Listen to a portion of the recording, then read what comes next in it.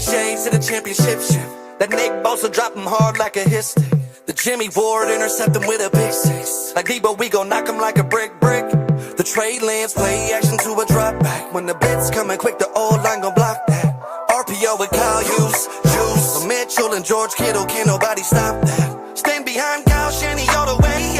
It's like a game of chess when he call the play. Brendan Ayuk on the slanter fade. Bang bang, Niner gang all day.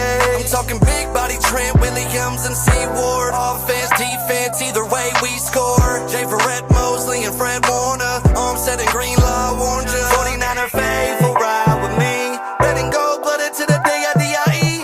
Reppin' Niner gang and it's all I bleed. Racking up dubs in my Levi jeans. And we run over the league with our whole team. Be that number one seed cause we ballin'. Putting in that work early in the morning. Super Bowl team and now these haters salty. Look, I'm a diehard, born and raised in the Bay. I guess I'm back up. Tim Rattay, no bandwagon jumping, bro. We been this way. Put quarterbacks on our D.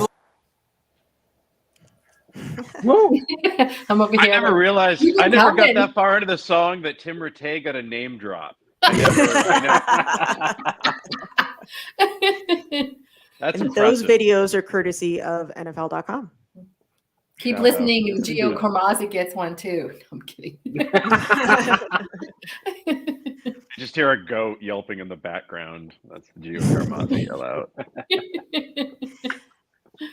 What's up, everybody? Welcome to IE Sports Radio. I'm Niners Jess, along with Ty Alston, Maddie B, your girl Bex. We are the East Coast Red and Gold. What's going on, guys?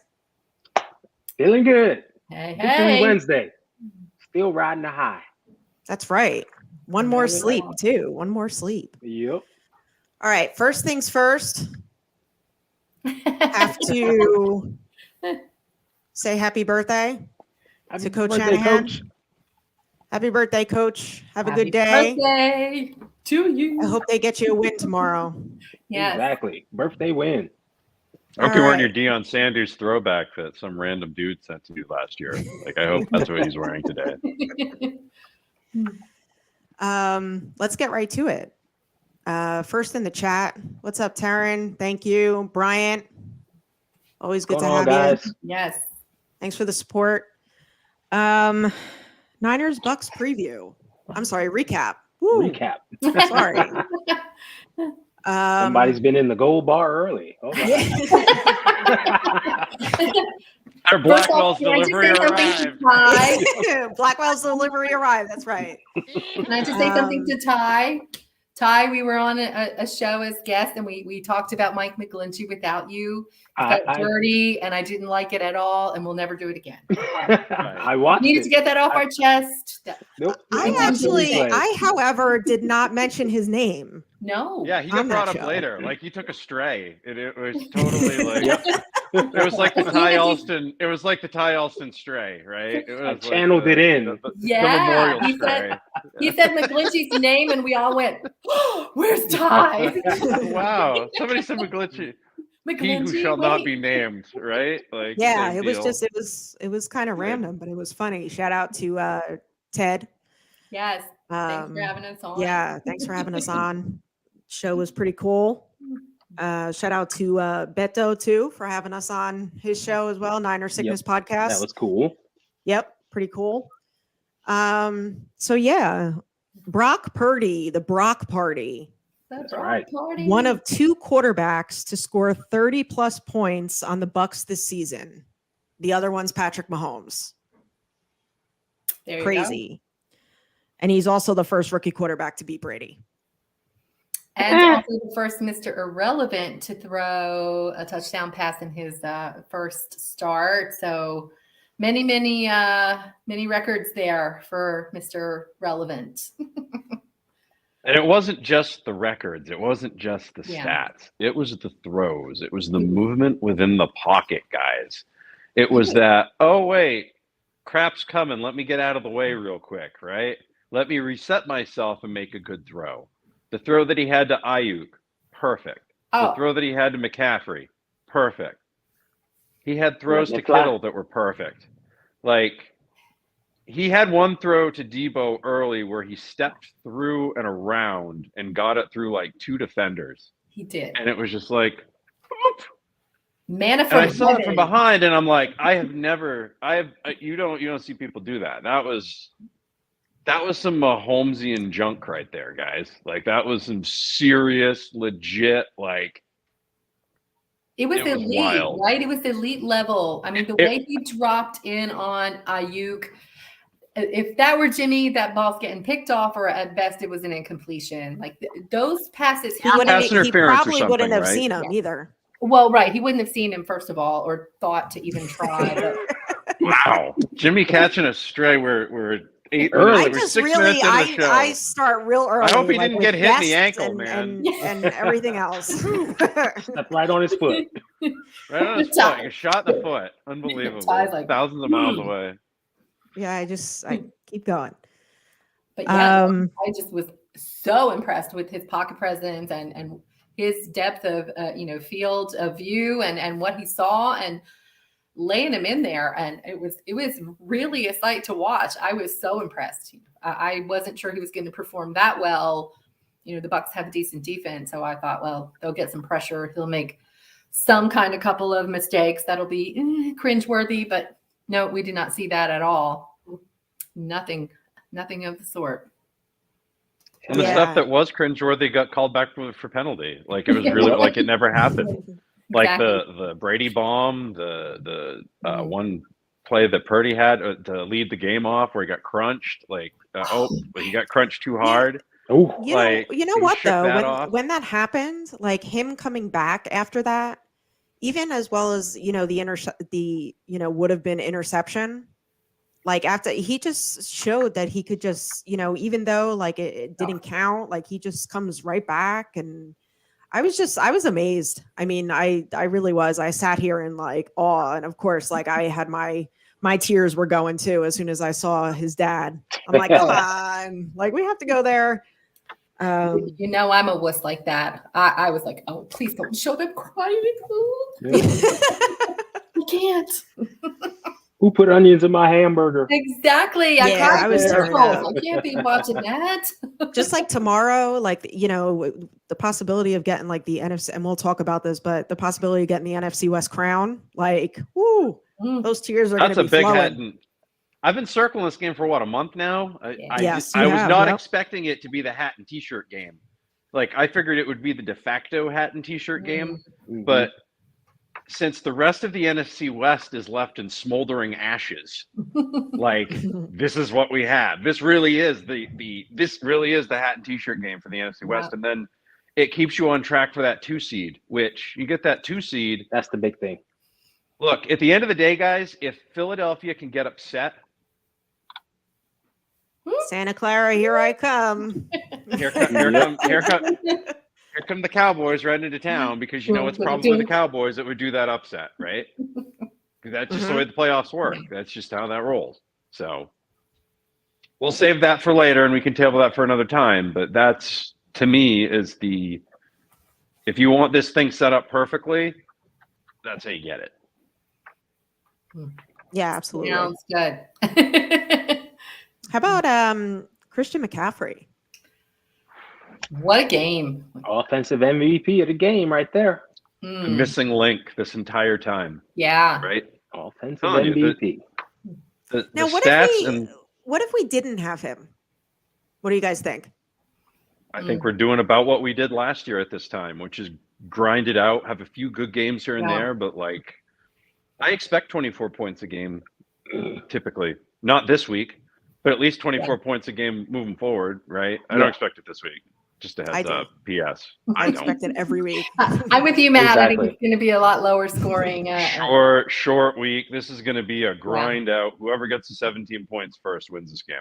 We'll talk about that later, but it's we're talking short week and not a lot of stuff. And then are we running on a 4th string quarterback and a rushing offense? I don't know. We'll talk about that a little bit more later. We're running on a 3rd string quarterback and a rushing offense right now. I hope you wrote all this down. Did you write all this down for later?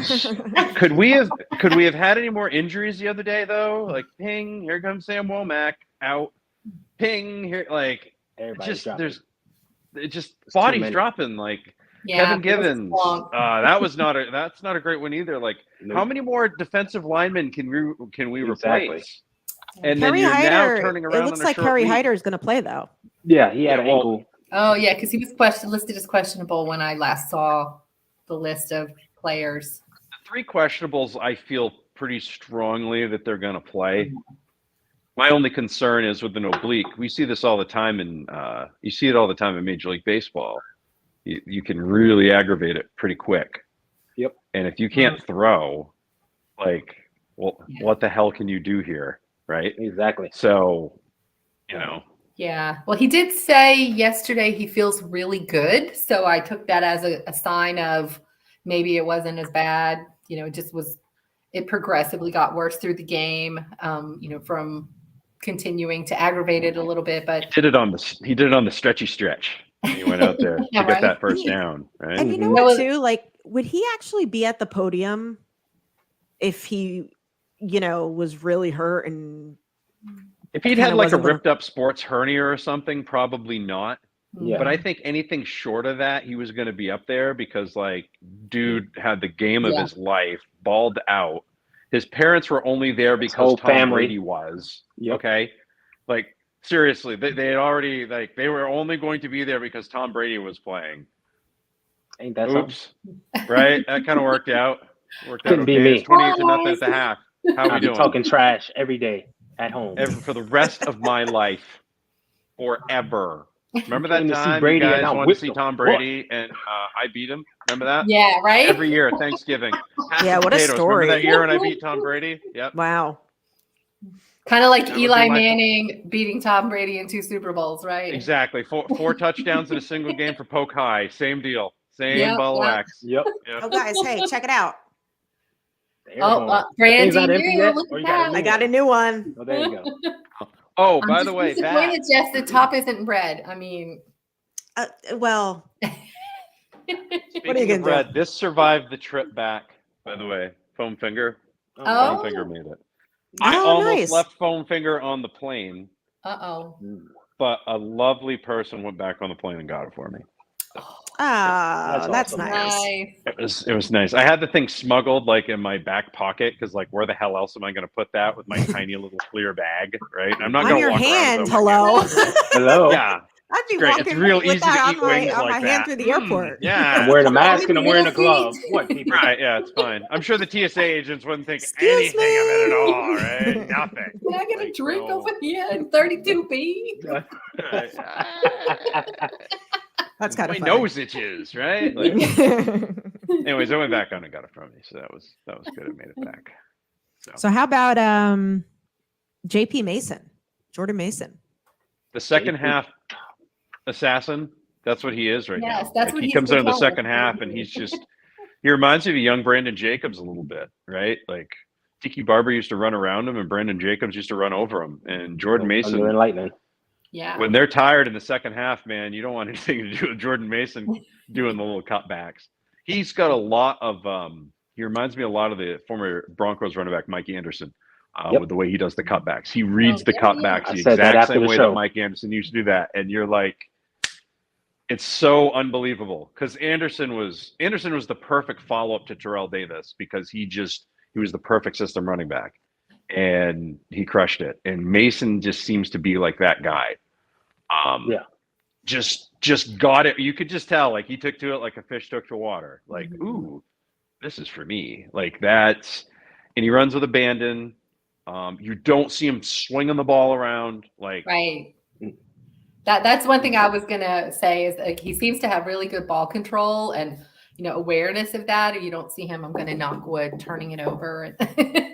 Oh my God! Yeah, I gotta knock on wood too. Now that you spoke that into existence. No. We knocked on wood.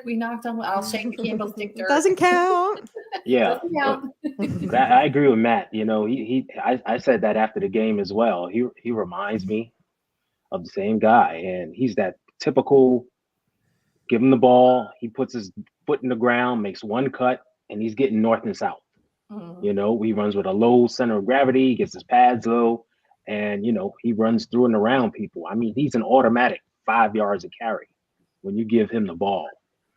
So I just wish we would use him a bit earlier. I think we didn't use him much because I think they were trying to preserve him a bit for this game, the Seattle game. I think that's why we really didn't see him so much. That and the combination of it's just hard to get McCaffrey off the field. Yeah. Yeah. When you got It was the almost- ultimate weapon, you just can't take him off. It was almost like what they were trying to do is they were trying to get the lead early, right? And then they were like, okay, once we get the lead, let's do the ground and pound and shorten up the second half. Mhm. Because that was the most aggressive I've seen them in a first half in a really long time, right? Like really Yes. on both sides of the ball. Execution wise, yes. Right. Just and in terms of the actual game plan and in terms of like what we're going to do today, like usually I expect in the first 15 plays at some point during the season you expect to bomb at some point in the first couple of plays. And if you go back to most of the games this season, whether it was Trey at quarterback, whether it was Jimmy at quarterback, whether you didn't have a lot of that, but he, start one with Brock, he's like, let it rip, baby, let's go, right? And that's what happened. And he bounced back from literally everything that you could possibly bounce back from. He bounced back from in that game, right? Yeah, he got lucky with the turnovers, but sometimes some parts of being a great football player is just having a horseshoe wedged perfectly up your ass, right? And it is possible that Brock Purdy has that magic horseshoe. Okay, some guys just have it. They just do, right? Brady, for the most part, has had it during his career with different things. Manning has had it at times. There's just Mahomes has had it at times. The horseshoe finds him, man, and he seems to have it. And not only that, he has a pedigree, and he's got some reps and got some things going. So exciting times. Well, he's walked into the perfect storm. Yeah. I mean, he's Willing student. He's Tom Brady in 2020 going to the Bucs. You got a top 5 defense. You got a good offensive line, good running game, weapons on the outside. Head coach. Yeah. QB guru. What more do you need? Coach, yeah. Head coach who's constantly scheming people open, QB whisperer. Yeah. right? All you gotta do is not mess it up. Keep it simple, stupid. Not mess it up. What's up, 49ers All the First things. Takes, and happy birthday to you as Aaron, happy well. birthday. Yes, happy birthday. He shares a birthday with Kyle Shanahan. That's impressive. Kyle Shanahan shares doubt. a birthday with him. Oh, you know Ooh. what? You're right. My apologies. Faithful for life. Someone cue the NWO music. That's right. I did that for him because he does NWO show. Thank you. Appreciate the love. Yes. Oh man. So Juice got involved a little bit. My Mhm. guy George Kittle got involved a little bit. Yeah. Good George things Kittle happen is when the George security Kittle. blanket. Yes. George Kittle is the security blanket, and you can tell he's a security blanket. That's like a normal thing for young quarterbacks is to go to the tight end. This may have rejuvenated George Kittle's season, to be quite honest with you. And I wouldn't have thought moving away from Jimmy would have done that. I would have thought but Purdy's immediately, when he wants to get into a rhythm, the first thing he's doing is he's looking for George Kittle. When he gets in trouble, the first thing he's doing is looking for George Kittle. Even when he does not throw to George Kittle, he's looking for George Kittle. Yeah. Throw the damn ball to George Kittle. Right. He There doesn't. were several times George Kittle was wide open. He didn't throw it to him because he was a little long down the field. Yeah. I'm sick of George just running to run. It's been happening all season. If Throw he's the ball one-on-one to George out there, Kittle. throw him the ball. Linebackers can't cover him. A safety cannot cover him. He's a threat. That's 6 waiting to happen. Throw him the ball. When that back foot hits and you're looking at him, throw him the ball. I feel sorry for George. He just out there running, and then after the play, you see him. Damn it! Well, at I'm least with he's you, working George. on his routes. I'm with you, George. Brian, made that's a good some- idea. Clutch blocks. He made some key blocks that opened up the lane for McCaffrey and Debo on a couple of plays, and Juice did the same thing. They really, really took care of their man George and and Juice, opened the lane wide open. like gin and juice. They Yeah.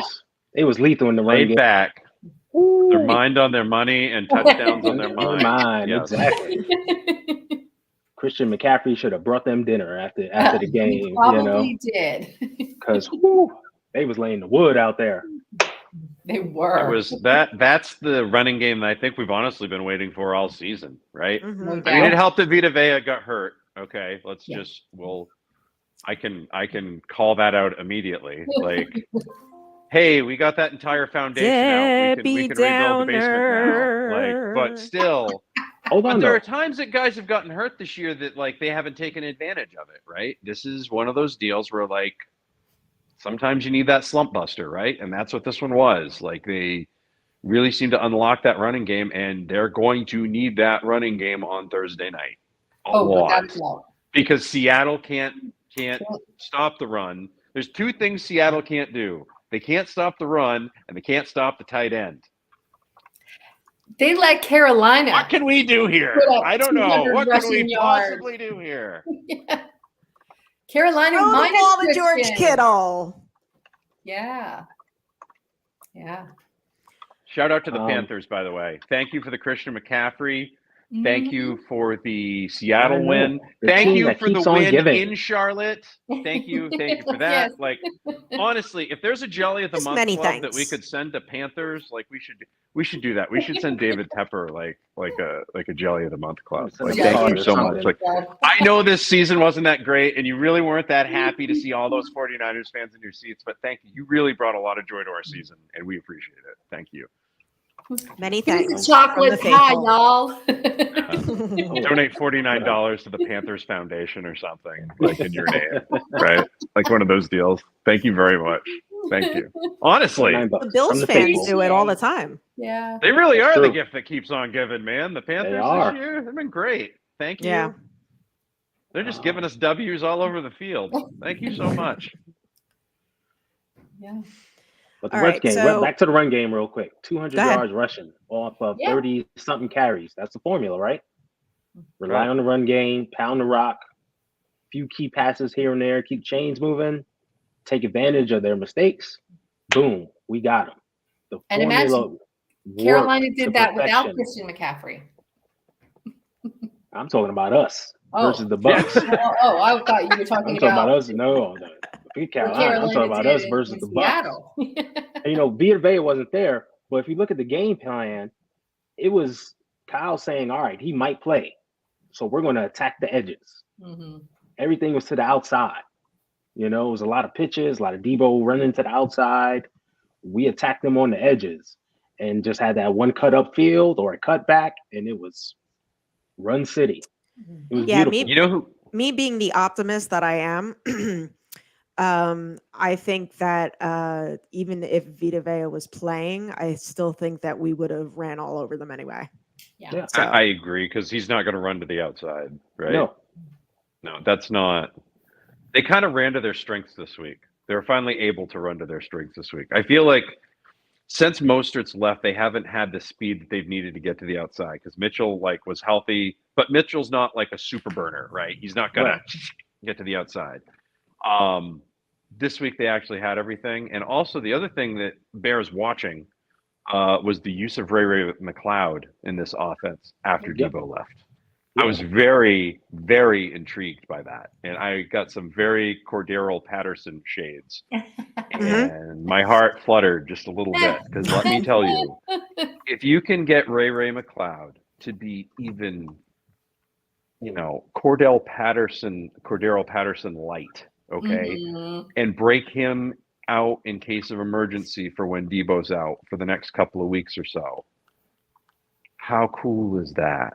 Right? Like, I don't know. Ray McLeod just seems to me like that toy that you got for Christmas that you got it from your grandparents and you forgot to play with it. And then now all of a sudden, you've lost this other toy that you were playing with the whole time. And you're like, oh man, I really got to use that. And now you're like, this is really cool. That's what I feel like Ray McLeod is. He's just got that. He's going to have have a little say on Thursday night as well. I think he's going to be a huge beneficiary of the time that Debo Samuel's going to miss. Well, we could definitely use him on the jet sweeps, the end arounds. I mean, he's done it before in the NFL. The option passes. Level, we don't even need him for the option passes. Oh, you know what's coming though. Don't even need him. Look, Kyle we loves could keep that shit. we could keep our Loves simple it. offense and just cram it down people's throats. I know Kyle likes to hit people with some trickery, see the Rams, but don't even need it. I'm telling you, he would if you gave him some of that truth serum, be like, Kyle, if you could get Ray McLeod to throw a touchdown to George Kittle at Lumen Field, how would you feel about that? And I think he'd say pretty damn good is what he would say. Right. I think we'd all feel very good about it, right? So That'd be and cool. my guess is it would be set up for a situation like that because you've already had McCaffrey throw one this year. And when you get it to a point where you're basically set up run, like you have multiple options there. At some point, Juice is going to catch one of those out of the backfield because everybody's going to forget about him coming out. He always leaks They out. everybody can do something, right? Everybody is a threat at any given time on this offense. That's what's absolutely scary about it. Fun. And not in the traditional way of, oh, well, they're going to bomb it to them. Mhm. It's not necessarily No. the case. Sometimes they're Right. just going to put them in a position with space and you're going to have to stop them and you're not going to be able to. Yep. Right. I do agree with Bryant that Ray is getting better and better every game. So much more confident. He's getting more comfortable in the offense. He knows his role, All of it. and he can play. He's a I weapon. think- That's why Kyle liked him. He saw Looks a him lot as smoother on weapon. special teams too, honestly, to be honest Yes. with you. Just a lot More Mhm. decisive, I feel. Yeah, Yeah, I agree. more Ted Ginn, less the other guy. Yes. Except when he fumbled and Haven't fumbled lately, that's though. been a few weeks though. Exactly. He's There's been some solid. adjustment made there lately. no, I Knock meant on- Ted again in the playoff game. Oh, Okay, because I was about to say, wow, we're speaking that into existence now. No. I was talking about so More about Ted I'm like Ginn, that looking for except- wood. except I'm when like, Ted oh, again, I've you got know. some cardboard over here. If I put two things of cardboard together, is that considered a board? Like, how do we do it? So, guys, switching gears from the offense, how about our defense? Yeah. I mean, What are your thoughts, Ty? I love that they beat the hell out of Brady. I wish they'd have done it some more. They didn't get enough hits on him. They should have gotten more and more and more hits. I love the fact that he was crying to the refs. I love the Oh fact my that they God, had him yes. laying on the ground crying in the rain. I loved every minute of it. But the defense was outstanding. They had some blown coverages, which Oof. I don't know how this is happening. But that has to get cleaned up. Yeah. That I has got mentioned- to get cleaned up. On TED Talks Ball the other night, I mentioned that about the blown coverage. And that's the second week in a row. Yeah. And just as you said it, that can't happen. That has to be cleaned up. Yeah. Has to get Because cleaned up. I feel Fungal caught it late too. Right. He was And I like- feel like he was right. way And sometimes behind. he tries to do too much, in my opinion. I think that's what Yeah, it is. pants. Guys are just trying to do way too much. Yeah. And What's up, David? It's like, yo, stick to your key, David. What's happening? It's like, stick to your What's up, keys. 49er Empire? Tom Brady can't needs to believe we're save the talking crying all for this- divorce court. I can't believe we're still talking all this trash about Tom Brady when he's going to sign here next year. It's absolutely amazing to me. Yep. He's Stunning. our Here quarterback we next go. year. Yeah, So I gotta yeah. talk trash about him now. This is He's 100% gonna be here happening. next year. I He's the starting promise. quarterback I next swear year. to God. Yep. There's Remember. no doubt in my mind. I would tattoo you- it on my butt if I could. Did The you guy see said it on the how radio. nostalgic he was walking in the stadium and being there? They're going to He's sign such him. an a-hole after he loses, guys. Like, he is just the Yeah. absolute worst. Yep. He He's the admitted worst. it. He admitted it on his own podcast. He's like, I'm usually a terrible sport after I lose, but the other night he's signing balls with Dre Greenlaw. I was and just going to hee say, hee and except when Dre ho-ho Greenlaw asked for his autograph. and like having a good time, and then he sees Bryant Young, and he's all like, he's a 12-year-old kid looking at Bryant Young. Like, so there's something magical happen there, dude. Like, everybody, like, they always say you can't go home again. Like, I think Brady wants a chance to play for this team. He I does. just- And it was Too bad. there was some major googly eyes going on there. And right now, next year's a weird scenario with us. So we'll It deal with is. all Why? that later. But for If because he we got can't just two keep wants solid anybody to- quarterbacks. healthy. We under can't keep anybody contract. healthy for a week. But you know We what? have all the If- What's quarterbacks this in the last world. want to do here? Hold on. I don't have my yellow flag to throw. It's downstairs, but Mine's right over there. But as far as Tom Brady goes, like, I don't see him coming to the 49ers. Only because Kyle Shanahan is the coach, and I think that they would kind of butt heads, in my opinion. Completely. I thought We that said this too until I read months that ago, Mike Silver column this week. which said what? He was What did it say? I didn't see it. He basically said if Brady makes the same overtures this year, that Shanahan's going to jump on it. And he also explained that Shanahan said that he made a mistake when he turned down Brady the last go around. Like, Okay. and to me, that's the stuff that I'm like, I'm a tea leaf reader, right? Sometimes it works out, sometimes it doesn't. You pretty much knew in 2019 Brady was out the door, just the way everything was going. He's an unrestricted free agent. Jimmy's probably not going to be back next year because who are you going to pay, him or him, right? And you also, here's the thing with Tom Brady. Signing Tom Brady means you're probably only going to have him for a year, maybe two, right? Maybe. You're still going to either have Trey, Brock. You're going to have Trey and Brock, however you want to do it, right? Gives Trey a little bit more time to get healthy if he needs it. Gives Brock a little bit more time to do whatever if he needs it. Maybe he does. Maybe he peaks, right? Maybe that was his maybe that was his Sean Hill. We don't know. We've got a long season to go, right? Right. I just, when that gets thrown out there like that, Silver's close to these guys, all of them in that area. And Brady doesn't talk to a lot of people. He was very open with them. Mike Silver also said that Hugh Jackson was going to be our head coach. Well, that's not always. There's not. Well, that, can I tell you what that is? Pretty simple.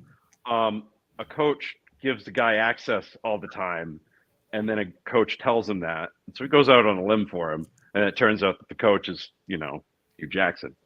So, whatever you. So he's can listening do to with that. gossip instead of doing that actual was- real reporting. That's what I'm hearing. I don't know, man. I don't know. On this one, there's been a lot of smoke with this one for a lot of years, and he's usually been kind of on that. Everybody's wrong about something at some point. So let me. Do I want it? Do I expect it's going to happen? But I feel strongly that it's going to get to that point. Is Kyle want to change his offense for Tom Brady? Maybe he doesn't have to. That's what they had to do in Tampa Bay. Well, they couldn't. P.S. I don't think he would. There was no off season in 2020. It was COVID. Remember, he tried to get everybody together to work out. They're like, "You're fired." What about this season? The report has come out that Byron Leftwich has instituted a game plan. Tom Brady went behind his back, met with the players, changed the game plan. Oh, that's not going to work. Is Kyle going to sit back and say, "Oh, no"? Wow, but do you wasn't think, what we went over? I'll ask you a question though. Do you think he'd have more respect in this situation than he's got in Tampa Bay? Because I feel like he went to Tampa Bay like he could go do there under the basis of he could kind of do what he wanted. I feel like they were like, "Here, you've got the hall pass. You're leaving for us, right? You've got the hall pass. You're going to do your thing." Yeah. And it feels like things have maybe changed there. Could they have? Maybe. I don't know. Is it right or wrong? I'm not here to say that. But maybe that's what's going on there. There's something going on there. There's a bunch of ridiculousness. DCB moniker and thinks he owns the place. I'm from here. This is where I'm meant to be. I'm the greatest. Matter of fact, I want to wear number 16 now. Yeah. Yeah. So what if I threw the ball at your feet? That's your fault. What are you doing? You know I am. I got pliability. TB12. Oh, I can't wait for the press conference next year. I'm looking forward to playing for Coach Shanahan. Yeah. I cannot wait for the show after that we have to get together for. I cannot. Hold on. I can't But wait. based on Sunday's performance, is that the guy you want here? No. No. Not Okay, at he's all. been stinking it up like that all season. Let's not forget he only scored 3 points until 3 minutes of the game last week, and they let him off the hook. The one question I have with that team is, though, do they have the same running game we do? What's it got to do with the passing game? Yeah, but you got to have some sort of running game. All-Pro Mike Evans. How did they win the Super Bowl in Chris 2020? Godwin. Leonard, you can have the greatest pass game of the world, but at some point you have to be able to run the ball. And Leonard Piano Fournette is not quite at the With point the guitar yet in the where front. he's Piano doing the man. thing, right? Like, Well, if he's play us changing a song, plays, you're the piano man. Can't he call screens? Can't he do short, Sing passes? us a That's what he song loves. tonight. But you have to still have some threat of a running game. Or There let has me to do be a that. chance that a guy could take off for you. Brady's best So- years are when he had a guy like Corey Dillon or somebody like that. He that had could help. run. Go ahead. This keep is going. actually a He good had point. help. And that's what I'm help. saying. He had Leonard Fournette, or he had Randy Moss and Wes Welker, or Help. he had All pros. Keep it going. dead think I'm tight gonna need a end whistle, and Rob too. Gronkowski, right? Like they had those That's your guys. goat. Always asking for help. All right. So Well, I mean- Brian posted a good point. What quarterback plays good against the Niners defense? That's actually a Mahomes. good point. Mahomes. Mahomes and Russell Mahomes. Wilson traditionally when he was in our division. Russell He Wilson does just suck. plays good enough. He's not like great, Exactly. but he just plays good enough. We let him off the hook too. But he always And that's goes another up guy to who win, needs right? what, Ty? He needs help, right? He needs that running game. He needs this. He needs that. He needs to be plugged into a system to make him better, right? So if you're taking any quarterback right now and putting them into this system, I think Kyle's going to play to their strengths. Yeah. And I think this team could get any quarterback to look pretty decent right now. Really. Like, Without a doubt. unless we're talking like John Wofford or something, because like, Man, get me out there. I got 150 yards and 2 TDs in me. I yeah, can you open, man. might. Well, No, but Why Brian, not, right? Brian makes a great point. The Bucs season isn't even over. Like they're still probably gonna make the playoffs, even losing to the Niners in ugly they're fashion. going to host a playoff game in all Right. likelihood. Yeah, be. it's crazy. They're going So, to host a you know, playoff game against the Cowboys. He probably could have also just finally checked out and was like, whatever, it doesn't really matter, with the whole thing. So here's something that David asked. After next season, the decision on Trey Lance's fifth-year option needs to be made. We will still have Brock Purdy also. Would you sacrifice to get Brady? I don't think you have to sacrifice anybody. I mean, they've kept 3 quarterbacks on the roster before. I don't think they'd like to. I think you could. I think if you drop somebody somewhere, you're going to drop some depth off of a line, but it's not like it used to be in the old days. You can put people on the practice squad and call them up for 3 games. It's not that big a deal, right? If you put somebody on injured reserve, they're not gone for the entire year most of the time. So I don't think that's going to happen. I think I trust that this front office and this coaching staff is going to do what they think is best for this team, right? Depending on what happens the rest of this year and then what the needs are going into next year. And if they think that Tom Brady is the guy, if they think Jimmy Garoppolo is the guy, if they think Trey Lance is the guy, and they think Brock Purdy is the guy, I'm going to support it 100%. But I have absolutely no doubt in my mind that they are going to investigate all 4 of them and are going to weigh which one is the best option now and moving forward and how you can assimilate any of them together, or if there's going to be any issues with assimilating any of them that make it impossible. So Yeah. I just think it's going to be no matter what happens the rest of this year, the off season is going to be almost as ridiculous. Wild. This might be the Brady most will be in the ridiculous offseason conversation. of all time. Yeah. It really might. No matter what Brady- happens. Brady will be in the conversation one way or another. I do believe that is going to be something that the Niners investigate again. Even if he I thought we retires. made a mistake not signing him when he, was available the first time. Okay, I say this to David. Just think about the financials. Remember, this is a business. Mm-hmm. Yep. We can't, and every offseason, what do Niner fans come out and say? Sign this person, sign everybody. Yeah. There are 5 defensive backs, free agents, sign them all. Even though we already Laken got 5 Tomlinson, on the sign him. roster. Yeah. Break the Sign- bank for Laken Tomlinson. 5 running backs out there, sign them all. They always want to sign everybody. You can't sign everybody. Now, there you go. You just brought it up. You took the words out of my mouth. We got a guy named Bosa. Yeah. who's doing extension. Everybody talks about, the future of the team and doing what's right. That's your sacrifice right there. Brady's going to cost you $25 million minimum. Hmm. Minimum. If it's his swan We're talking song, about a guy that took don't like know. 50% less most of his career in New England. If he really wants to be here, does He he want wasn't to the win? breadwinner then. Well, maybe with those California tax. Hey, You got to lower the money, less the child support. Right? Not the breadwinner I then. make less now. I can't afford this, G. I can't afford Like this, that- Giselle. Right. That's right. I can't. He doesn't have a sugar Girl, mama you're- anymore. Yeah, you're gonna have to So- pay me. That's true. Like, That's you very. need to get That's a good paid. point, Ty. I'm not taking less than that. Did you see how he was getting hit? I'm not taking less than that to take them hits. No. No.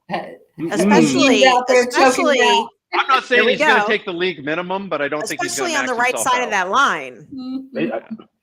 You know what I mean? Like who's Just saying. his right tackle? That could be a rookie. Well, it probably Second-year will be guy. because my guess is that you're not going to have the current right tackle there next year. You So see what I'm saying?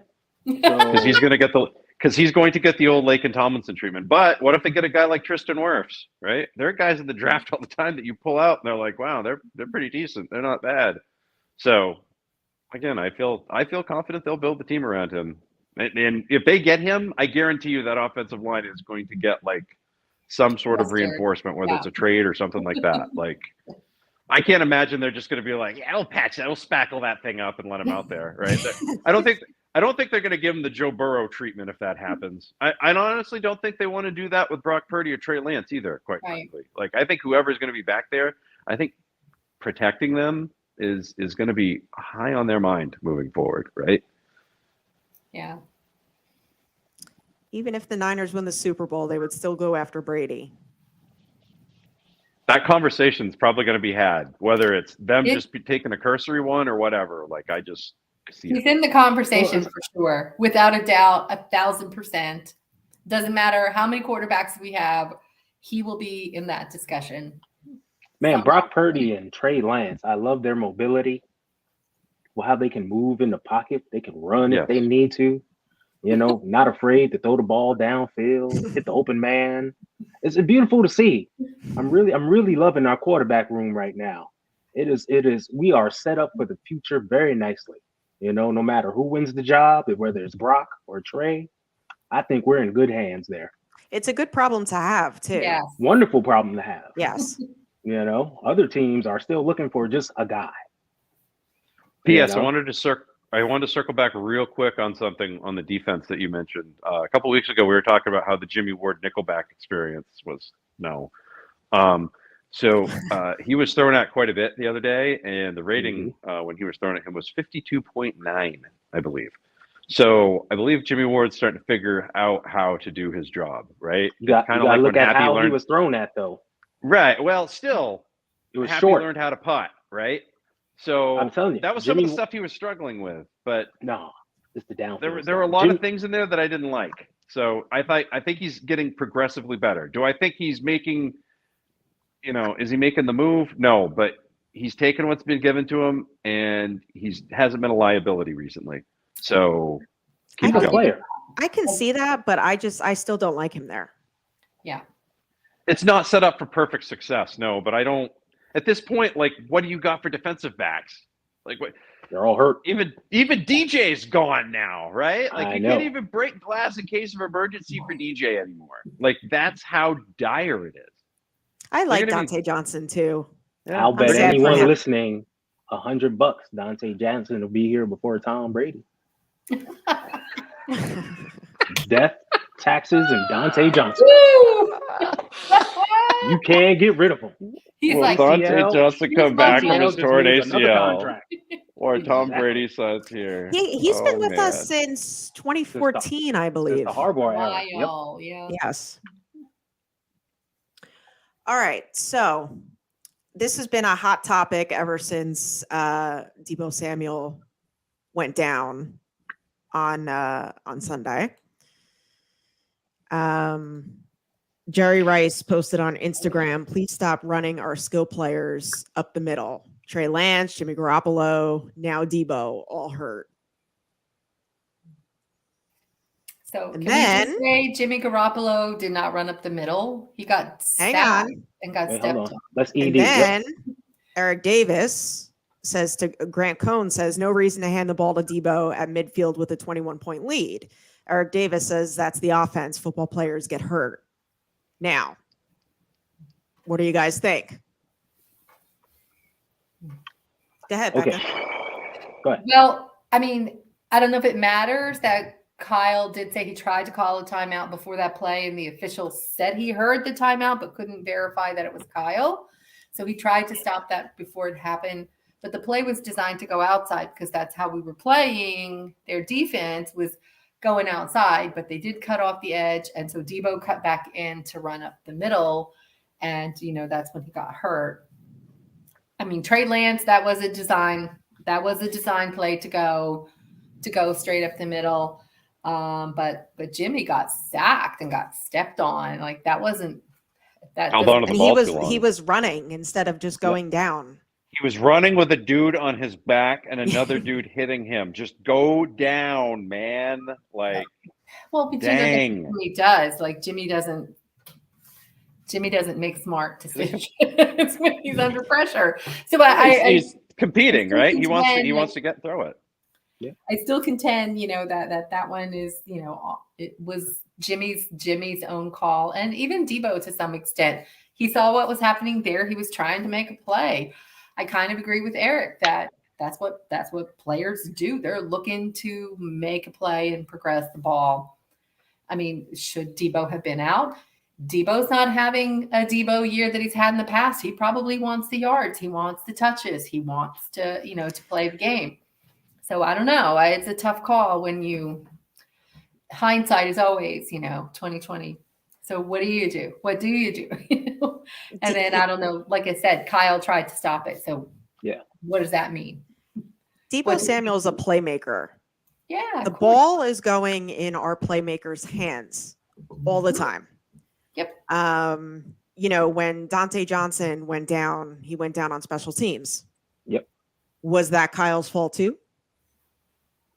Well, that's just it, right? It's finger point, pointing. It's football, and injuries are going to happen. Yeah. It's finger You know what pointing. it reminds me. Go ahead, Tom. No, I was going to say it's finger pointing. It's that simple because Debo had 4 or 5 runs. Mm-hmm. What do you have one a day? They had 4 runs in total. The 3 previous ones, the first one was a touchdown, and he had the 2 other runs that they were the same runs to the outside. Yep. It's just that 4th one he cut inside, guy fell on his leg. Yep. It happens, and like you said, he's a playmaker. How many times do we see him with the ball and there's 4 guys in front of him? He somehow makes all 4 guys miss and gets upfield. Right. And what are you supposed to say? Like, oh my God, you might get hurt. I can't give you the ball. Yeah.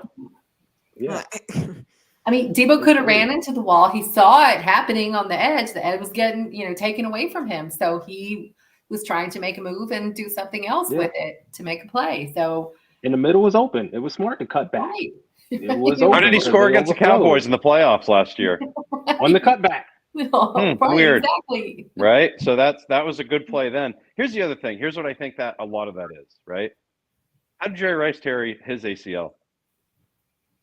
P.S. He tore it against the Bucs, remember? Off of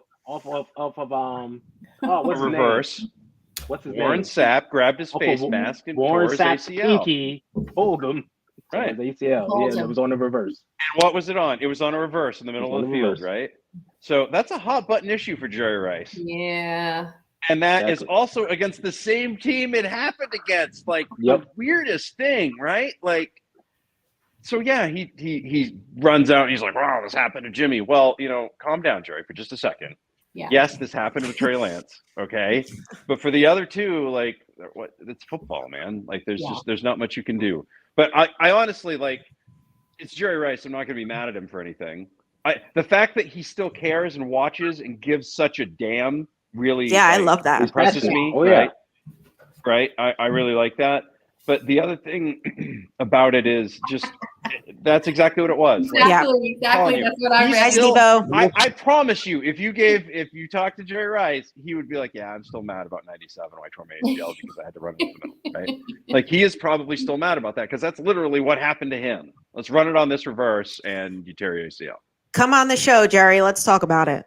Exactly. We will Yeah, talk it yeah. out, Jerry. We can We'll sit talk down, it yeah. out. We'll have a chat. Talk We'll it get out. you a nice bottle of red wine and Just Yeah, us. well, you just Just yeah. us. just You us. can send us some goat fuel. It'll be And fine. yeah, we'll drink your Yep. goat fuel, whatever you Yes. Totally. I do feel that Kyle should have used Jordan Mason in that situation though. Because McCaffrey clearly took himself out the game. He was huffing and puffing, he was winded. I mean, he was doing it all, right?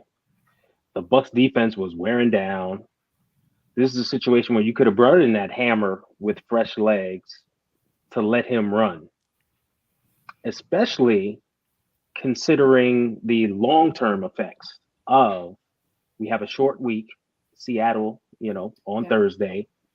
And remember, Debo has been dealing with a quad issue. So I don't want to run him too much. We hit him with one explosive. The other two plays were short runs. They kind of are keying on it now. All right. Yeah. Maybe let's do something simple, something different here. Let's bring in this hammer, see if he can hammer it just for a couple of times until Christian gets back in the game. So I do think, that could have happened. And maybe that's what Kyle wanted to do if he'd have gotten that timeout. We just don't know, so. And I get that, but at the end of the day, like they're football players, and I know it's a short week. But even with Nick Bosa playing, like with his injury, like people are like, oh, well, it's a short week, he shouldn't play that much. Well, you know what? We need to win this game. We need our best players out there. And this is what they train for. I'll say this for the D-line. Yeah, I don't know who's managing the D-line specifically, but they did a hell of a job rotating those guys. Because I was looking, and there was a lot of times where Bosa was off the field and Armstead, and I was like, that's good because they're dealing with stuff, Right. So to be able to rotate, and everyone for that matter, it was great to see. I wish Kyle would do that with the running back sometimes, But it's all good because you can't take McCaffrey off the field. I mean, you saw it there. You saw it. Even towards the end of the game, he still had his helmet on. Like he just he wanted to go back in, and the camera kept panning. All that, and he probably didn't want to be rained on. Like that was also a thing. Like, that could have been strategic too. It was awful. Yep. But these guys aren't having the same level year they had in the past. So you can imagine if you're Debo, you want the ball, you want yards, you want numbers to stack up, because it matters for their game. And if that's what you do for a living, don't you want the ball? Don't you want to be the guy catching and making the big plays? And so I can see where Debo probably was like, hey, put me in, coach, keep me in, don't take me out. Even McCaffrey, I can see him too. He's a workhorse. These guys are used to being studs and want the ball. So I can see them, campaigning for them to be the play, the guy with the play this time. So I don't know. The only one I saw that was truly a design play was the Trey Lance one, and otherwise the rest of them are football. It's the football injuries, and you can't predict that. And even though Kyle tried to stop that play, and who knows what he would have done, we got lucky with Debo. It's not as bad as originally thought. So at least there is a silver lining there. We should get him back in a few weeks. Ish. Yeah, we definitely 3 weeks ish. We definitely dodged a bullet with him. Let's talk about Kyle Shanahan a little bit this season. Yeah. With his plan. Are we still firing him? Trust the Shanna plan, as my shirt says. Maddie, are you frozen? No, I'm right here. You look He's just a frozen. cool cucumber. Right? He All looked right, man. He's like, He was please frozen. stand It was like, still over there. I thought he was like- frozen. No, I'm good. Totally good. Um, By the way, just a heads up. I don't know if go anybody ahead. knew this, but did you know that for the last 8 years, IE Sports Radio has been bringing you some amazing content? Like, we're talking like interviewing legendary athletes, tailor-made shows dedicated to major sports cities around the country, and it's continued to be by the fans for the fans, and with your help, you listening audience, we're ready to take that next step. Now you can go to the website iesportsradio.com. You're going to see the Patreon link with 5 different tiers, and the first one starts at just $5 a month. This donation gets you shout outs on all of the shows, and the higher tiers include IE Sports Radio merchandise, access to Podcaster U, which is Podcaster University, and even a chance to be featured on a segment of the flagship show, The Defining Moment. Thank you all for continuing to make IE Sports Radio your direct feed for all that is sports. And again, that is iesportsradio.com. I bet you guys didn't know that. Now that you do, please continue. Not. I am blown away. News to me. That's Exactly. awesome. I have to go and check out that Breaking. Patreon link. And faithful, don't forget to like and subscribe to us, the East Coast Red and Gold. Yeah. Right. Yeah. So Kyle Shanahan this season. Yeah. What about Are we still firing him? Filing. Yeah. Who's firing him? We're Who's just going to firing file him Kyle? down. I think this quadrant knows we're not firing Kyle. We're all on team. We're not firing Kyle. Everyone else is crazy. I just want to know who's better. I want to know who is better than Kyle. Who are you getting? Who? Right. Applaud that man. I just And don't tell me you're going to Thanos snap somebody back from the dead who's going to come back and be better. Like, because other than that, I don't know what you're going to.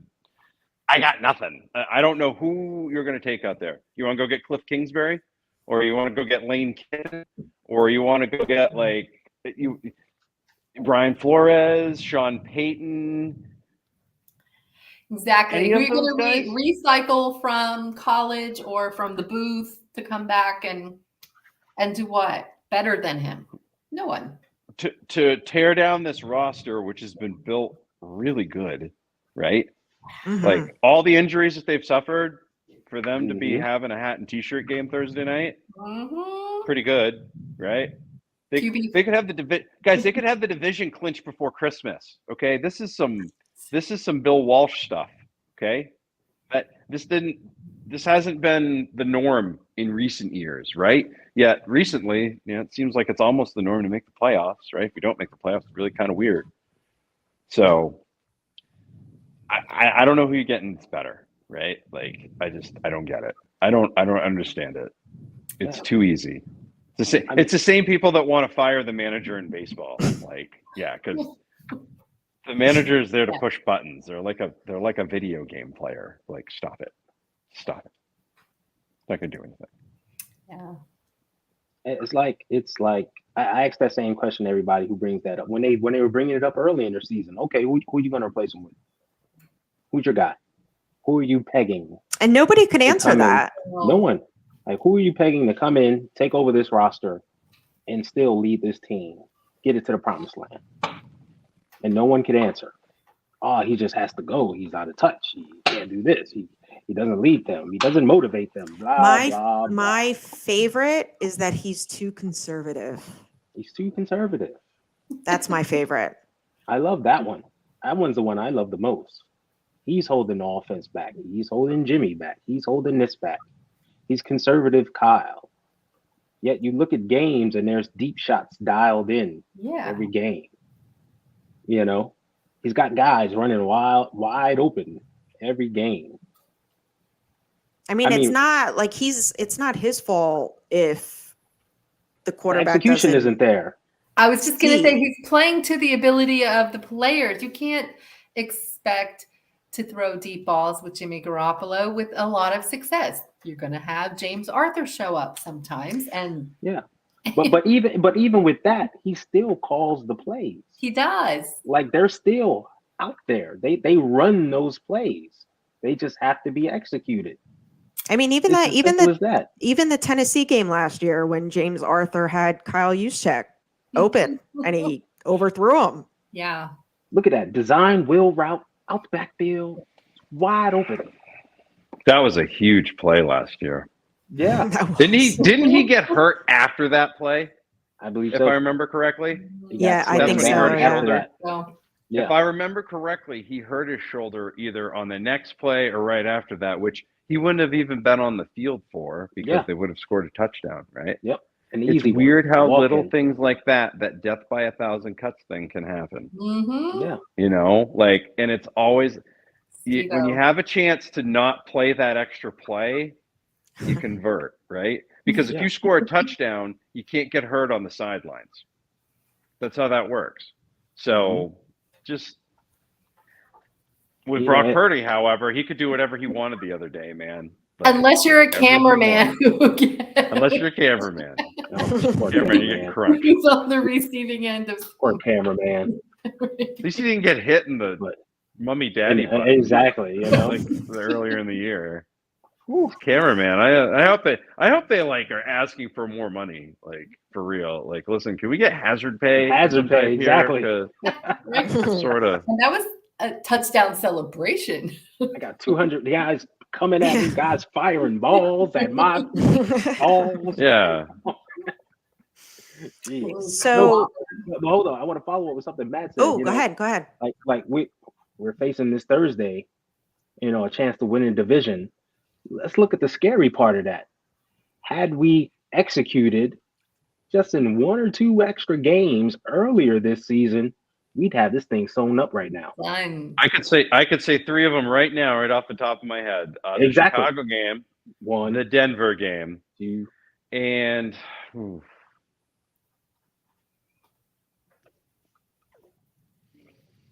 you can say Atlanta.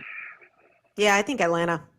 I fully I don't expect know. I think the Yeah, Atlanta I game, know. I don't think that was an execution game. I just think that was a head up the butt game, right? Like, was I think they were that. on that coast. It was a long road trip. I think they felt like they had that one in the bag, and the Falcons just kind of whipped them. And they Yep. got off to a hot start, took them out of the game plan. I don't think that game was manageable so much. I just think it was one of those deals. I like to think that Kansas City game could have been managed a hell of a lot better. Yes. But Yeah. what can you do? You got McCaffrey that week. People are banged up. Whatever. It's the Chiefs, right? But it was I feel still like they a could've- 5-point game in Yeah. the fourth It was. quarter. Yeah. It shouldn't have been. It shouldn't have been. And there were multiple opportunities in that game to put the foot on the pedal, and Yeah. we ended up with field goals, Yeah. right? So Mhm. those would be the three. I would say those three games. I would say the Chiefs game over the Atlanta game, even though most people would say, "Wow, you really should have won that Atlanta game." No, I feel like you really should have won the Chiefs game because you're at home. We should have. We just couldn't pull anything out of our, you know what, in the red zone. Really good against them for 3 quarters. I'll tell you what. Like, Yeah. if this was battling quarters, like 6 of 8 quarters, we'd beat the Chiefs every time. But Yeah. unfortunately, the 7th and 8th quarters seem to be the ones that get us, right? Yeah. They know how to score in the red zone, and we don't. So, even with all the injuries and stuff, we were still battling them in the fourth Mhm. quarter Mhm. until guys tried to do too much on defense and it just all went shit. But, Mhm. Since then, they've cleaned that up. Imagine if they had stayed on their keys and executed and stuff then. That's a winnable game. The Atlanta game, we tied that game up. Many people forget that. Yeah, We were that's tough. down. We were down 14-0. 14-0. We battled back, tied it up 14 all. That was anyone's game until the wheels fell off once again. So we could easily have this division wrapped up by now. Mhm. That's the scary part about this team is that they shot themselves in the foot. This thing could be over with. We could be looking at the number 1 seed like, yeah, the road to the Super Bowl goes through us now. We're back on the hill, So I like where we're good, and it's all due to Kyle, his coaching. Many people, when we were 3 or 5, they wanted him to run out of town. Now everybody's online. Happy birthday, coach. You're my guy. Where were you 2 months ago? I take back what I said about firing you. I'm sorry. When I said fire, I was talking about barbecue. I thought Yeah. Firing the whole man. But Kyle Shanahan isn't going anywhere anytime soon. But another guy who doesn't get talked about as often, and Steve-O mentioned Brian Greasy, quarterback coach of the year. hat off to him. He Out. what he's done, even with Jimmy G, it's just crazy, incredible. Like, and we touched on this a little bit the other night on Ted's show, but yeah, I mean, he knows his football, even though he was in the booth. He knows it a little bit. But yeah, he deserves some recognition as well. What do you guys think? Most definitely. I see a return to fundamentals since he's been in. Let's get the basic stuff down, get your footwork going. Like Jimmy G's footwork has been the best that I've ever seen it this season. Yeah, that's true. And that's key. I mean, I think that has contributed to his success greatly. And I think that has to do with the coaching that Greasy has given him, as well as working on multiple things about his game throughout the season. So he definitely deserves a tip of the cap. And, and that's why I say, with these young guys that we have, I think we're in good hands. He sticks around, we're in very good hands. What do you think, Maddie?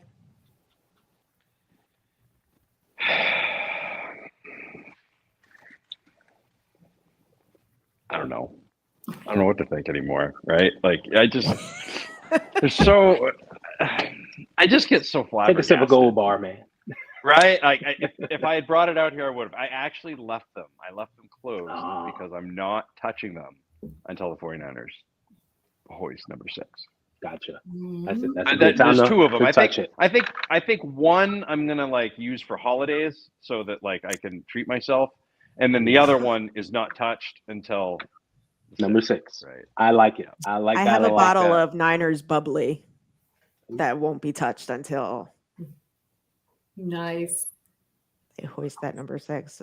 And I can't. It's not like I can bring it with me because I plan to be there if that happens. So I'll have to do it on the way back, I guess. That's how that works. So there's just so many things about Greasy that I like so far about the way he's been also communicating and leaving Trey Lance, and keeping him in the building. Right. I really like the fact that the inclusion on that, because he needs that. That is the best he can get right now. There's nothing else he can do, right? All he can do is absorb all this stuff by osmosis. He can get everything from the classroom and everything from the sideline. And I noticed that when you saw photos of Purdy on the sideline talking to whoever, Lance was right there. He was in everything, right? Always. Everything. Always. Everything. All the time. You see his face right there. You do not forget him. He's not, always. He's not Marcus Mariotaing anything, knee surgery. Or anything like that, right? It's just one of those deals where he's getting that stuff done. So to me, he's probably created a room where people want to be around each other, right? Yeah. So that's pretty neat. Still, the other cool thing that I saw the other night was the photo of Shanahan talking to Purdy in the locker room. The end. Yep. That was Walshy, Montana stuff right there. It was right? poignant, wasn't it? Same deal, and it was I don't know. It's just one of those deals where you can see the look of their eyes. It's like we found each other, right? Yeah. Wouldn't it be crazy if they traded 3 first-round picks for Trey Lance? It turns out that Brock Purdy's the guy, right? Wouldn't that be nuts? And it would probably be the most 49er thing ever, right? Yeah. Really, when you think about it. They still end up with the guy. It's just not the guy they thought they would have gotten, right? So it's just one of those deals. It's the wild ride is ahead. Let's put it that way. No matter what happens moving forward, the wild ride is ahead. And on that picture, the version I saw was black and white, so it made it even more. I don't know, very, very starkly touching. Yep. And by the way, fun fact: Brian Greasy being a Michigan quarterback would be great for Tom Brady next year. There it is. Hey, You heard it here 6 degrees of separation. Speaking of that photo, though, Jennifer Lee Chan of NBC Sports Bay Area, she actually had a video. Yeah. Which I thought was kind of cool, too. Nice. And the video didn't take... It wasn't one of those deals where the photo took the video out of context. No, the video actually added to the context of the photo. Yeah. That's what it seemed like, right? The kid wanted to learn and Kyle wants to teach. That seems to me like a winning formula. Yeah. Agreed. Game balls for Niners Bucks. Go ahead, Ty. McCaffrey on offense. He was just a force. And I joked that I wish he had his father's speed. And then next thing you know, he busted off the 30-yard touchdown run. He's stiff arming and blowing him out of the water. I was like, wow, he shut me up. I still wish he had his father's speed though, but he gets the game ball. I mean, he was just a force out there. Defensively, I'm just gonna go with the D line. I mean, they were causing all kinds of pressure. I mean, you saw some to me was a couple of clear intentional groundings on behalf of the opposing quarterback. But I think that's all goes to the D line with their pressure. And special teams, Ray McLeod. I mean, he was doing some positive things, just catching the ball and getting us upfield that extra 5 to 10 yards that he does. It makes a difference. So those are my game balls. Becca? Yeah, mine are pretty similar, Ty. I wrote down CMC for just the game he had and Brock Purdy. You couldn't have asked for more out of him to come in there and drop dimes and just really command the game the way he did. So I was kind of torn between the two of them on who to give my offensive game ball to. And for the defense, I mean, Dre Greenlaw's been playing lights out for the last few weeks. And I wrote Greenlaw, but everyone. The whole team deserves recognition. They've been playing so well and just doing so much. Like, I mean, we held the Bucs to 7 points. We only, allowed Miami to score a couple points on us. Like, they are just playing at such a high level. And Ray was my special team. I thought he really looked good and really looked comfortable in everything he did. He seemed to maneuver well and really push to get yards on special teams. So those were my game balls. Cool. I had Christian McCaffrey as well. Mm-hmm. I also have Dre Greenlaw because he finally got his Brady ball, as he alluded to on KMBR, and Tashawn Gibson. Yeah, he played well. Yeah, Stole it out of my queue. Damn it. I had a feeling you had it. I wanted to go first. 100%. 100%. That was my dude. Yeah, but those are my game balls. Go ahead, Maddie. Brock Purdy, Deshaun Gibson. Those would be my two. Right. Really like the way Gibson kept his head up after picking that off and really did well in getting some solid yardage after that pick. And then for Purdy, just the poise that he showed in the pocket, the way he shook things off. He played through injury. Like, he literally did everything you would want a franchise quarterback to do, right? And here's the thing. None of us expect him to be a franchise quarterback. So for him to go out and do those things, pretty damn impressive. And he's got a huge, huge hurdle to climb this Thursday, right? So that, of course, leads us into talking about the big showdown Tomorrow night. Dun, dun, dun. But just to tag on to that real quick, especially after the very first play, him getting clocked to get up and come right back, bounce right back and play such a game.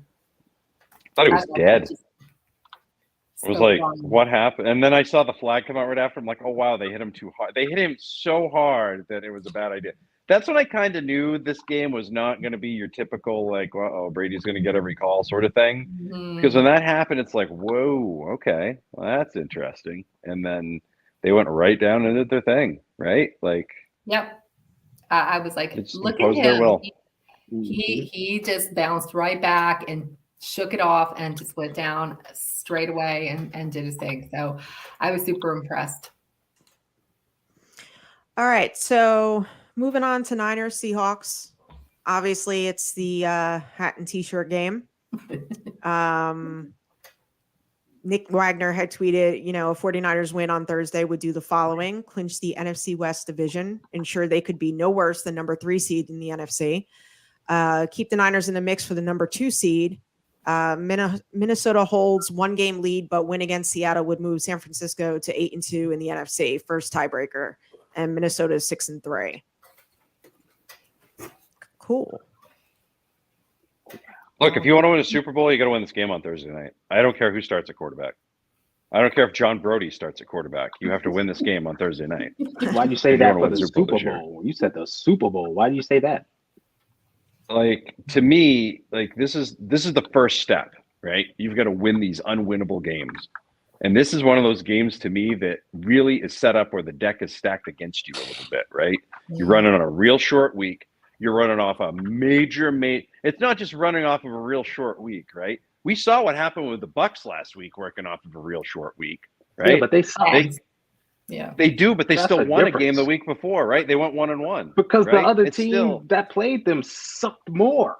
We already know that. That's not the but the thing is they still won, and then they came out the next week and they weren't able to build on it all. There's short week. Now you're looking at an even shorter week, and you're talking about a really emotional game for a lot of guys, right? Like you're beating. It doesn't matter. It doesn't matter. It does not matter to me how good the Bucs are. If you beat Tom Brady, it's a thing, right? When you're in the NBA and you beat Jordan when he played for the Wizards, it was still a thing, right? So it's just one of those games where like this is the next level, right? This is the Mario level 7, and now you've got to swim after running through the fire, right? This is kind of that deal.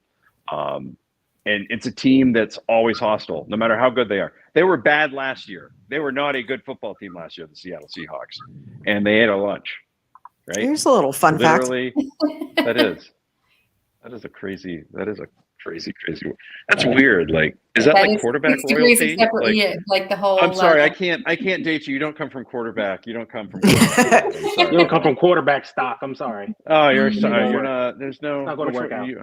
You played at Notre Dame. That's not you. That's not. You were a receiver. Oh no. Okay. So Matt, I also want to point out that Seattle's 3-1 in the division, and we're 4-0, and the only loss they have is us.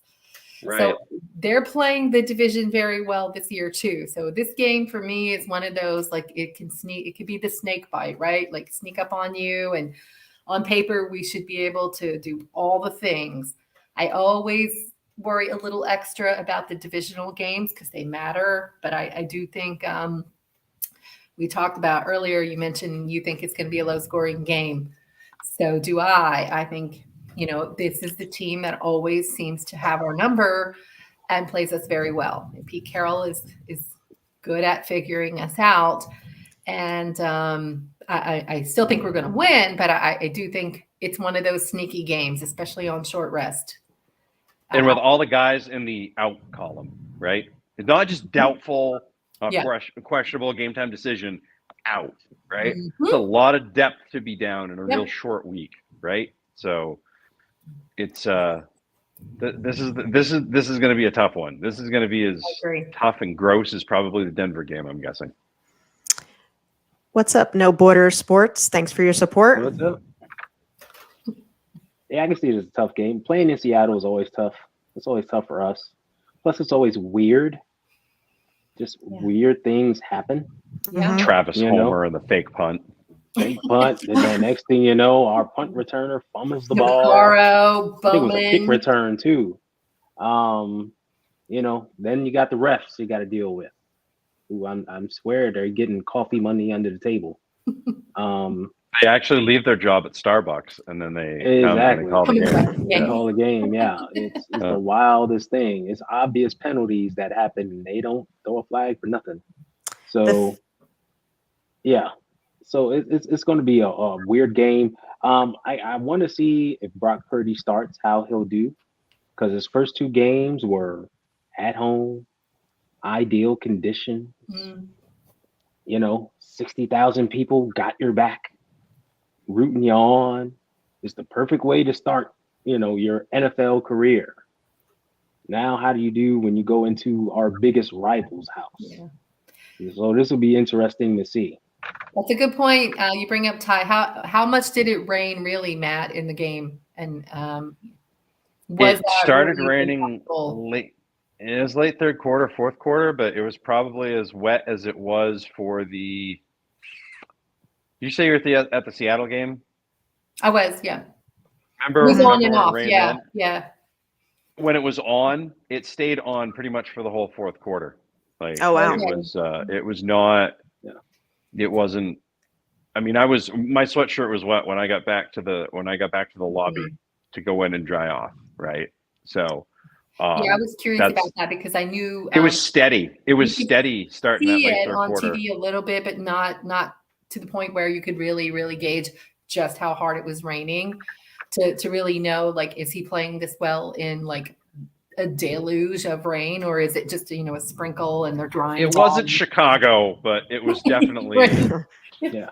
like Yeah, it's, at not some points it great. looked like it was coming down pretty good. Yeah, you could Fourth see it, quarter, but yeah. it seemed like it was, up and down with how the rain was coming on. So I mean, to Ty's point, conditions might seemingly been ideal, but he did have to play in some rain and some wet conditions. So maybe that helps to get him in these other conditions and elements and such. Well, at that point, the game was over, though. It was in hand. Like, we were just handing the ball off, running the clock. It's a different I was still dynamic. excited. I was still You gotta excited do he it was in the able to first hand the quarter. ball off, Yeah. right? Like Yeah. a lot of guys have problems with that. So Yeah. like especially in the rain. So like, okay, well, he can hand the ball off in bad weather. Like we can check that off the list of things that we don't need to worry about, right? So Exactly my point. Like, he had to face a few elements of weather that, we weren't, how do we know how well he handles those kind of situations? So yeah, that's why I was asking, like, how bad was it? Because, I think that also plays into it a little bit too, right? The weather and conditions. And then especially you get a place like Seattle where the noise. you don't know what you're getting. Right. Yeah. Yeah, but I was talking more of just being in the condition of a hostile environment, especially for our biggest division rival. Yeah, exactly. That element, the sun can be shining, but that element alone is a factor that you have to deal with, like No Border Sped says, once they start getting blown out, they're quiet. So you got to score on them early, score first, come out, punch them right in the mouth and take the crowd out of it. Well, if they let us run like Carolina or let us put up points like the Raiders did, then I think, we'll be all right. But I don't see that happening. I just want to touch on this real quick. I can't believe Baker won NFC Offensive Player of the Week instead of Christian McCaffrey. That was No garbage. doubt. That's more anti-49er bias to me. Yes, that was I don't know what absolutely. That was I don't know trash. what this Baker Mayfield thing is. That was like a consolation prize for the Rams. Like, congratulations, you crash coursed a guy and got to win, right? Like, yay! I don't know. That had to have been done to like get up ratings for the Christmas Day game. That must have been the deal. Probably. That's the only thing I can think of. Broncos, Yeah, that was Broncos Rams Christmas Day. Gather the family trash. round. Womp, Yeah. womp. Wah, wah. Okay, so offensive keys. Offensive keys. Running the ball. Run the 40 runs. I want like a Monday nighter against the Rams sort of deal, right? Like run it, and then when you're done running it, run it again. Run it again. Because they're 31st in the league in stopping the run. So that is the real offensive key. Yeah, like their Time of possession. their inability to stop the run is real. They don't have major injuries along the front. They just can't stop the run. And we've seen teams run all over them. Us coming in wanting to run, I think we have to run on them. So with that being said, though, I think this is the game where we need to use our backs. All three of them. If it's Tevin Coleman's up, get him in there. Get Mason in there. Use CMC. Yeah. Continue to pound the rock. Take the life out of them. Maybe set up some play action so you can do some play action passes and such. To George. Do some To George, of course. I think we see juice too. We see some Georgian juice. That's right. That's right. Who can guard them? Nobody. Right. So let's pound the rock, old school style. Set up some play action. And I'm not talking even play action deep shots, just play action over the middle, where these guys can catch it and do their thing, run after catch. Right. Yep. I think that's the game plan. That has to be the game plan. I mean, it's worked against them all year. So who's your player on offense that has to have a big game? Jordan Mason. I'm thinking this is the game we use the hammer. Bring him in and just let him pound the rock. I think he's Mariano Rivera, right? Get him at the end of the day. When you bring him in, you're winning. Yeah. Yeah, I mean, for me, I think it's exactly George and Juice too. Yeah, Mason's going to get a lot of touches, but I really think Juszczyk will get some quality play time. Yeah, I think you want to get Jordan Mason like 15 carries. Yeah, get him lathered up, let him split with Christian. It's just hard because if Christian's in that groove like he was, Sunday, it's like, yeesh. But still. Yeah, he's not coming out. Exactly. It's hard. And that's when you use Kyle Juszczyk and exactly Kittle over the middle. I just don't think I can't imagine they're going to lean too heavily on McCaffrey on Thursday night, especially with I'm not saying they're trying to pitch count him. Yeah. I don't think they're going to put him in a position where he's going to be the full horse, right? I think they would against Washington 10 days from now. Sure. Oh yeah. Right? Oh yeah. I totally see that because then he's got 10 days to rest up. I just think Jordan Mason's going to get the majority of the runs. I think you're going to see McCaffrey more in a kind of slot position a little bit more like how they used him with the just. I think he's going to be more of a passing game guy on tomorrow night with that. I think that's really what it boils down to. And they're going to do that pretty much to not so much protect him, but also get him the touches he needs, right? But without getting him the wear and tear. So I think, but I really think it's a Jordan Mason game. I think it could be the Jordan Mason breakout game, honestly. Jordan Mason could have a game like Josh Jacobs did a couple weeks ago. Exactly. And that's not he's that kind of runner. Yep. Yeah. Yep. There you have it, fantasy land. Start Jordan Mason. Yes. And whoever plays quarterback just needs to execute. Don't fumble it and don't throw a pick. That's it. That's all you need to do. Protect the ball. There's going to be an open guy somewhere. Just get it to them. Yeah. There you go. Don't run anybody up the middle. Keep all O-line outside the hashes to accuse That's what we're going to do. No reverse. No reverse. Everything's outside. Love you, Jerry. Pitching the ball. Sorry. That's right. We want to keep Jerry happy. You want to keep Jerry happy. If you find yourself going up the middle, just stop. Just stop it. Stop and go down. WWJD. What would Jerry do? Right? That's great. I wanted to touch on something. Speaking of Juice, his last name being Juszczyk.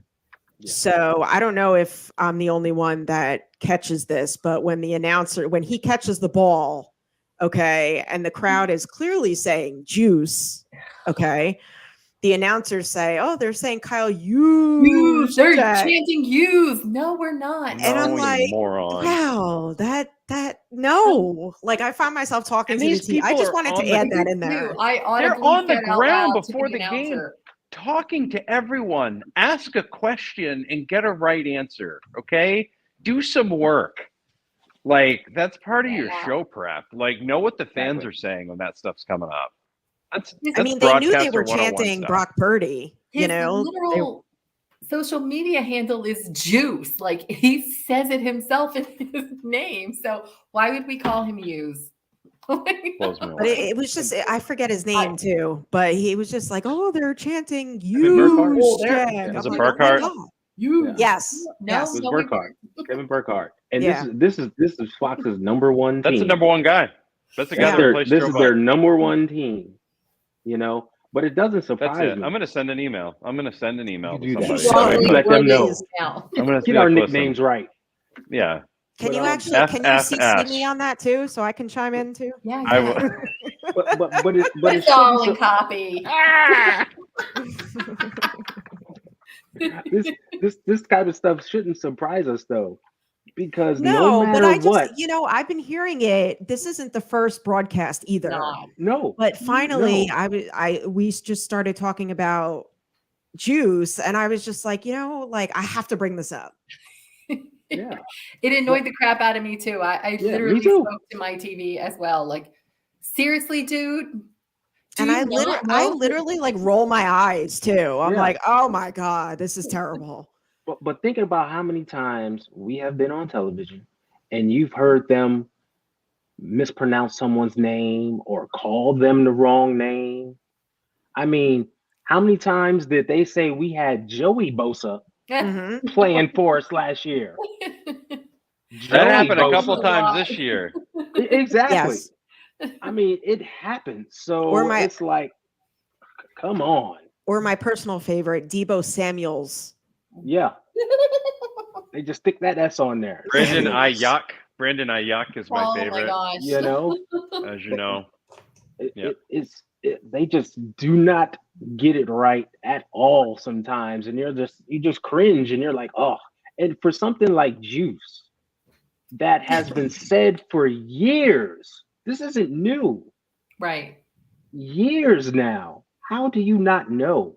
Get it right, man. It's like, Do come better, on, man. Do better. How are you the number one team? It's my challenge flag. Exactly. George He's Kittle gonna throw really his does hat. need to kick Greg Olson's ass, Exactly. I guess. And is there no one in the production booth to get in the They guy's ear have and say, spotters. They have Thank you. spotters who are specifically there to correct their crap when it's Exactly. wrong. Exactly. There's guys Multiple on the spotters, each guy. Like, boom. Burkhart has one. Olson has one. Like they all have their own spotter, Mhm. and the spotter has a spotter. You have heard them sometimes go back and go, oh, I just said that was Joey Bosa. Well, the small bear would not be happy. That was Nick on the play. Uh-huh. Incorrect themselves. All right, so back to the game. How about on defense? What do we have to do on defense? Do not blow a coverage. It's all on Seattle, the list. Seattle still thrives on throwing the ball Throwing vertical. the ball. That's what they want to do. It's what they like to do. It seems like that's all they plan up. Look, we're just going to throw the ball deep. Somebody get open, right? So that means we can't blow a coverage. If your You gotta assignment take is to get back, you need to get your butt back, because we don't need a blown coverage and them getting easy touchdowns. Yeah. Mm-mm. I mean, that's how many times do we see Russell Wilson do that over the years, where it's just a blown coverage, some guy's running open and he just tosses it to him. Where people act like the play is over and he chucks it to someone and and they're gone. But You know, That's how he got his. That's pretty much how he got his contract, right? And you know what? The guy that you need to stop, to me, a lot of people say it's Metcalf. To me, it's Lockett. It's Lockett Lockett. and Smith Lockett, are like they Yeah. are. They're meat and potatoes right now, man. They're right together. So if you can shut down Lockett and keep him off his game, Lockett to me is the big play receiver. I think he's going to be the guy that is going to benefit the most, and he's going to be the guy that needs to be stopped, because the one thing this 49ers defense does have a problem with at times is stopping that deep ball, and I think that Mhm. deep ball is going to be thrown to Lockett more than you're going to see it thrown to Metcalf. yeah, Not he's a because- deep threat. Yeah, he's Yeah. their dude for that. I agree, Bryant. Play smart football. yeah. Yeah. And Trip Goodwin. Good one. Oh yeah, don't let this be like Chicago, where the Yeah. ex guy Yeah, just we do gets not wide need to open give and scores a Marquise touchdown. Goodwin Like, no. the Dante Pettis Memorial No. FU touchdown. We don't need that. Exactly. We do not want to see that. We do not. Hard pass. But yeah, I think we can stop their run. I think containing Geno Smith, because I think he'll look to run some. Mm-hmm. So the defensive ends have to play smart. You know, keep Active an eye on hands. him. Exactly. He's a And bat down guy. You can bat down his he's a clear passes. bat down guy. But I'm Yep. talking about him, you know, tucking and running. Drake So- Jackson. So the defensive end's got to play smart, you know, contain him some from tucking and running. And like I said, don't blow coverage. Don't let them get an easy scramble drill or just throw something over your head. And I think we'll be fine. That's one of the things I wrote down too. We got to take away the tight ends and give them that short game. We got to stop that too, because Tino's going to be looking to throw the ball, and he's going to try and dunk it off to people and make plays that way. So I think our guys really, that's one of the things I wrote down too, is no blown coverages. play your game, defense, hold them to, you know, what you've been doing. Then my goodness. Yeah. And notable, I was just about to say that over the past couple of games, Gino has thrown picks. Yeah. And I mean, I'm talking throwing right to the other team. Like he's been trying to do too much, or he's off his game, whatever. So if we just play our keys, play our defense, we can be opportunistic and get the ball from him. So that's the key to defense for me. Go ahead, Maddie. Pressure everywhere. Pressure the run, pressure the quarterback. Doesn't matter what it is. Just hype it up, right? Cause havoc. Do the thing. It might be one of those deals too, where like the defense has to score the touchdowns, right? Like I don't know. It's one of those deals where I can see the offense getting a lot of field goals and the defense getting some touchdowns. Like defense win the game. That's gonna be the I'll take that. So Six. because that and these are the types of games that you sometimes have to do that in because you're in that hostile environment, right? And sometimes it's just not going your way. So pressure. That song is going to be in my head now. I'm gonna be singing it all day now. You're welcome. I'm gonna sing it tomorrow night too. Just with the front four. 1, 2, 3, 4, pressure. Okay. And Piano Man too. This is quite the Billy Joel episode. Yeah. All right. So big name player on defense that has to have a big game. Dre Greenlaw. You know why? Why? I have a reason for this. Okay. Hit me. Put a lot of thought into this thing. There's a season 2 of She-Hulk. Dre Greenlaw should appear on it next year just for his name alone. Right? There was a show about a Hulk attorney, and his name is effing Greenlaw. Okay? Yep. He could be a retiring football player, and he looks to invest his money into a struggling law firm and hire She-Hulk to have things move over. Then he could be a full-time actor, and then he could also be an MCU character at some point, right? Because he has that physical ability to do it. So, Dre Greenlaw. I agree. I think you know, when Dre Greenlaw had that stop at the goal line, I think he's going to get a pick 6, in my opinion. Mm-hmm. Jess is calling the shot. I am, yeah. Calling the shot. What do you Yeah, think, I think a pick 6 is in order against the Seahawks. I don't care if it's Greenlaw, Warner, Hufanga, somebody. Ambry Thomas. Ambry Thomas will do too. Isn't he hurt? No, He's got a sore ankle. He's questionable. Right. Yeah. He's on the questionable list. He's not on the out questionable. list. Yeah. And I don't know if there's any defensive backs left, so he may just have to play. Yeah, exactly. Put the cardboard cutout of him up there. Tomorrow, obviously, we'll see who they call up from the practice squad. That's going to be an interesting activation window tomorrow. I am really, I'm going to be real interested to see what they have for a roster tomorrow night. Because they still haven't put Jimmy on IR, by the way. No. That's true. Yeah. Dre is the man. It seems like in the beginning of the year, the rest were treating him like he was a bad apple. That whole thing against the Chargers was the biggest load of horse crap I've ever seen in my life. Right? It's still ridiculous.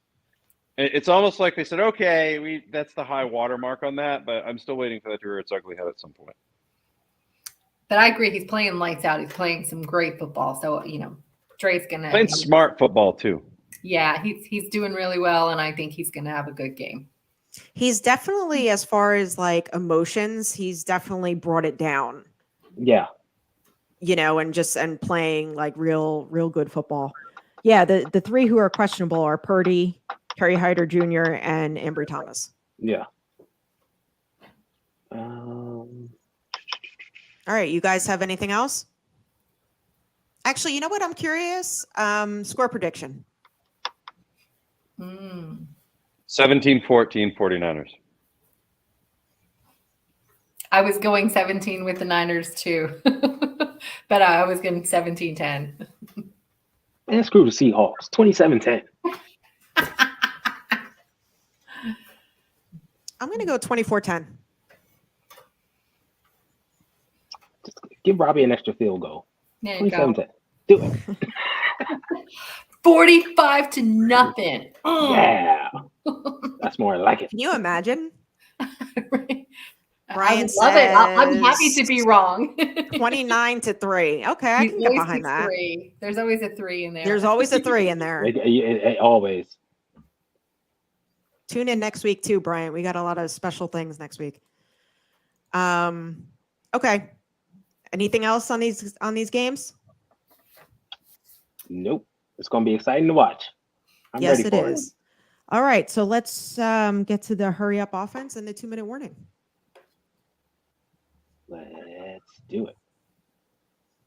Oh, wrong screen. Go ahead, Becca. For me, let's rock and roll. Let's do it. Let's win this game. I think it's going to be a slobber knocker, a little bit of a lower scoring game. I do want to remind everyone to get out and vote for the Pro Bowl. The fan voting closes soon. And just a quick reminder about mental health. The guy from the Ellen DeGeneres show committed suicide today. So think about your people. I did see Solly Thomas reach out and say some nice things. So take care of your loved ones, call people you love, check on people. And please, please, please put that divisional title in my stocking. Ty? Man, it's exciting times. I just say happy holidays to everybody. I know some people celebrate early. Some people are going to go on a vacation. We probably won't hear from you. So I just want to get that out there and just say, man, keep rooting for this team. Go out and vote for the Pro Bowl, even though our players won't play in it because we'll be playing in the Super Bowl. And go Niners. Maddie? Give to the Golden Heart Fund. It's the giving time of year. Screw Seattle because honestly, right? Right. They ran their basketball team out of the town. They don't deserve nice things. Thank you. Happy birthday again to Coach Kyle Shanahan. Beat Seattle. Let's get our hat and t-shirt. Let's win that NFC West tomorrow night, guys. Vote for the Pro Bowl. What Ty said, you could vote for us, but we're going to be playing in the Super Bowl. Let's keep this Brock party rolling and go Niners. Go Niners. Go Woo-hoo. Niners. Woo-hoo. And thank you for joining us, everybody. Like, subscribe, turn those notifications on. Don't miss us next week as we have some cool guests and some cool giveaways next week. Exactly. Everybody, have a good night. Stay safe. Yes, thank you. And of course, for the upstart 49ers, they're 6 yards away from Pontiac. 3rd and 3. We'll see a pickup sometime on the right side, possibly. Montana looking.